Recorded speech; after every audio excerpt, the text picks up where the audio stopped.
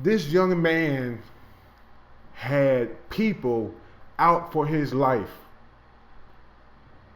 and he did nothing to them.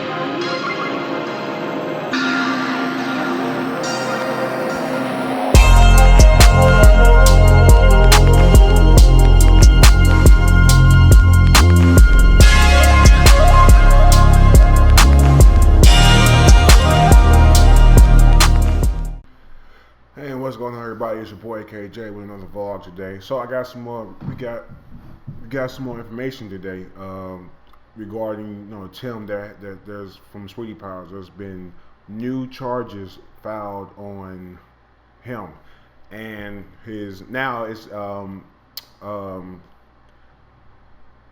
they have sent somebody has been added to what's been going on. It has actually been his insurance agent that was helping them with this fraud. So I'm gonna pull up. Let me see if I can do this. I'm gonna pull up because sometimes I be tripping. Oh, there we go. Bam. I don't know. You can't even see that, can you? Probably. Um, so yeah. But I'm gonna read just what it says right here. It says, I'm not gonna read all of this. I'm gonna read like the key parts. So it says charges added for Sweetie Pie's Celeb and his insurance agent. Thursday morning, more charges came about from St. Louis restaurant owner Tim Norman, but this time charges were also added for his insurance agent. A grand jury charged Norman, Sweetie Pie's owner, and his insurance agent. I'm not even gonna attempt to say this. I'm not even gonna attempt to say that. I'm not gonna embarrass myself. But he's 42, and he's from here, from St. Louis, with one count of conspiracy to commit wire fraud and mail fraud. Niggas was really. I hate this. I'm sorry I had to say the N word. I'm really sorry, but this young man had people out for his life, and he did nothing to them.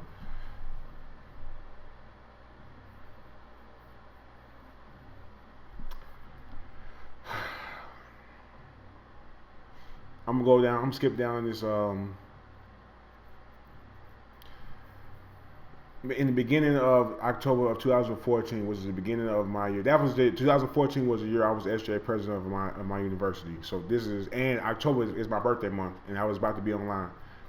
October 2014. My computer kind of messed up. Norman and his agent submitted 3 separate life insurance applications, all containing numerous false statements regarding Montgomery's income, net worth, medical history, employment, and family background.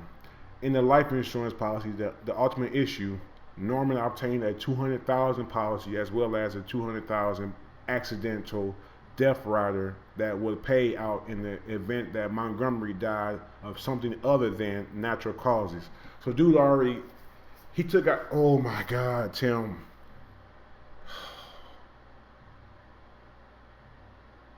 Man, it just brings tears to my, like I really, and $50,000 in 10-year term rider that would pay out if Montgomery died within 10 years of the policy insured in 2014.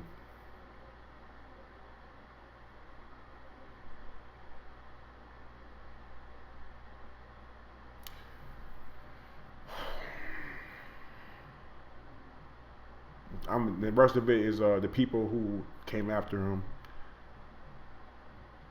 If convicted of a conspiracy to commit murder for hire or murder for hire, resulting in death, the penalty is life imprisonment or death, and a fine of $250,000.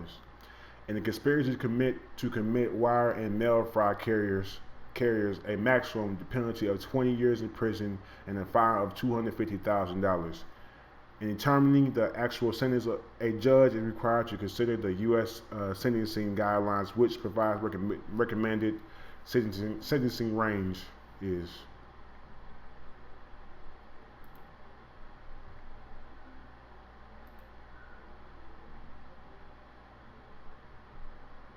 I want to find that video of when they was talking about when they was all sitting down talking about the death of Andre. Here it is. I found it. How do you make sense? So here's, and what I just pulled up here is when Ms. Robbie talks about his death, and you just see Tim just sitting there. And I was hoping this wasn't true. I was really hoping this wasn't true, but it's more and more stuff coming out about it, and it's really just. How do you make sense of losing your son and your grandson to violence? Just seeing this takes me back. Andre was like somebody that I wanted to take under my wing and make sure that he made it. And my goal was to get him through high school. And so when I did that, I really wanted him to go back home because St. Louis is a city where black men are killing each other. And he came back and then was there like 4 or 5 days. I want to fight him. Got killed. I want to punch that. So that's heartbreaking.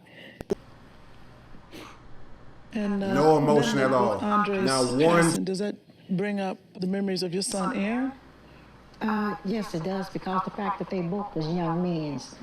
You know, my son, he got killed because he was in the wrong place at the wrong time. Andre, when he got killed, he was trying to make music. Charles not the only boys left in this generation. TJ, you know, but he's another generation, but we lost the entire family to violence, you know. Charles, you and Andre, I saw, you know, from the clip, that you guys did a lot together. How did this affect you? I think I took it a lot harder than I should have. You know, and I know there was nothing I could have done or should have done, but when I got the call, my mother called me and told me, you know, I just... Is there any message that you would want to give to someone who has a gun? What would you say to them if they have a gun and they got a gun and they're in the streets? You live by the gun, you're gonna die by the gun. That's what we've always heard. And it's your young man, your peers that you're killing. And what about the family? People don't realize it. Even when the young men go to jail, it affects the family. To pick up a gun is easy, but to take somebody's life that you can't give and can't give it back, that's devastating. Why does our community experience so much loss? I think with the absence of males in the household, there's a emasculation of young black men, and we're all raised by women. So when we finally get out the house at, 13, 14, the streets there's a draw because you're around other men, so that's why we're drawn to the streets. We're drawn to be a part of their tribe or the gang, whatever you want to call it, whatever's happening in the neighborhood. We don't have a lot of positive examples of guys going to college and getting a job and being successful. Of course, there are black doctors and lawyers, but we don't see those examples. So that's why we follow down those paths, because that's what we see.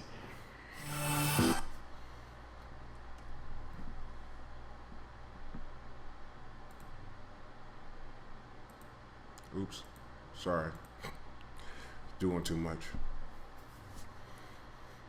I really would like to say I apologize to Ms. Robbie.